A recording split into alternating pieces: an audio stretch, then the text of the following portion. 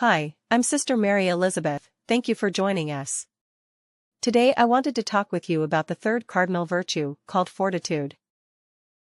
Fortitude is different than the other cardinal virtues, because it's also one of the 7 gifts of the Holy Spirit. Today we will focus on the virtue, and in a couple of weeks, we will talk about the gifts of the Holy Spirit.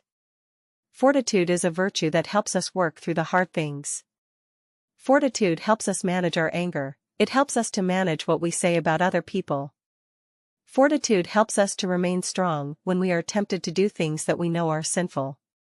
When we practice the virtue of fortitude, we work to do what is good and moves us to do what Jesus has taught us. I hope this story will help you see and understand the virtue of fortitude in action. Billy is a 10-year-old who loves to play baseball. He and his friends were playing a game at the field by his house. Billy and his friend Joey picked teams. There were 5 players on each team. Before the game started, Joey got angry because he thought Billy picked all of the good players and had the better team. With the help of the virtue of fortitude, Billy said, "Joey, pick any of my players and trade me one of yours." Billy used fortitude to not get angry and solve the problem. Halfway through the game, one of Billy's teammates hit a foul ball and broke the window of a car in the parking lot. Joey shouted, "Everyone run." Billy shouted, "No, we have to tell the owner what happened." Billy used fortitude to do the right thing and be responsible. All of the boys and girls ran except Billy and his friend Samantha. The 2 of them waited until the owner came back to his car. Scared that he was going to be yelled at, his heart pounding in his chest, Billy said, "Sir, we were playing baseball and someone hit a foul ball and broke your window. We're very sorry, and we wanted to tell you so we could figure out how to help get your window fixed." Billy used fortitude to overcome his fear of talking to the car owner. Mr. Smith then said to Billy and Samantha, "I'm so impressed with the honesty and responsibility the 2 of you showed in waiting here to tell me what happened.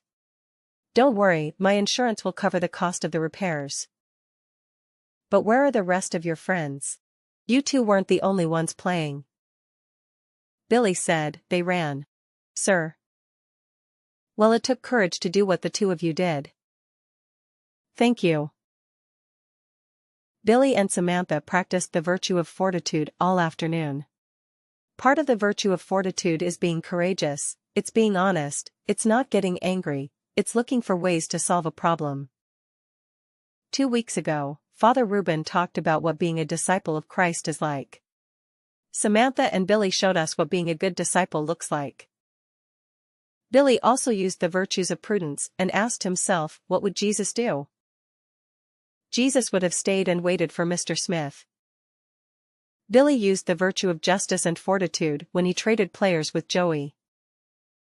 And when Billy told Mr. Smith what happened, he used fortitude, justice, and prudence.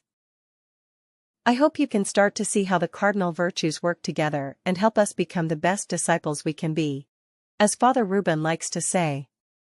Thank you for listening today. Next week we will talk about the virtue of temperance. It's my friend Deacon Ken's favorite cardinal virtue. Join me and find out why. Until we meet again, may you know the loving embrace of our Mother Mary today and always.